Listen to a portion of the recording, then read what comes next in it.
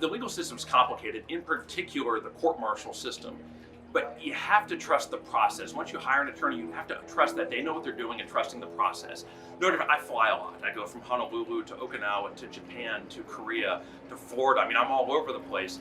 I'm not a pilot, but you have to trust the process. There's a process that's involved between the pilot and the co-pilot getting in the cockpit. There's a process involved in checklists that they do. There's a process to get the plane from either the hangar or from the jetway to the runway in the air to fly it, to land it properly and safely. There's an entire process that takes place, and you have to trust that process. And no different than I'm not going to go and knock on the cabin door and tell the pilot what elevation to fly at, tell him what vector to be at. I trust that he knows what he's doing. He's going to get me there safely. And it's the same with the clients. It's all about building trust between a client and an attorney, that they know what the hell they're doing. Everything we do is for a reason. It's no different than when you're playing chess.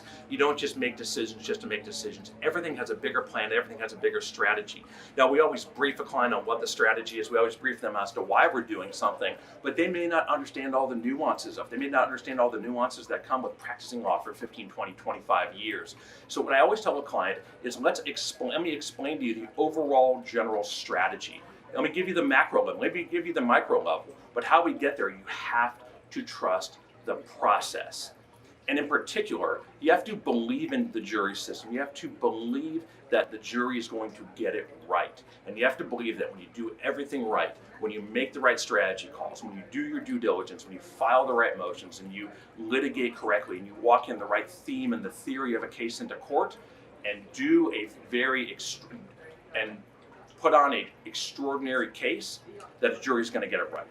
And we see that over and over and over again. And we see that when a jury comes back and I stand with my client and they say, of all charges and specifications, not guilty. You have to trust the process. Juries often get it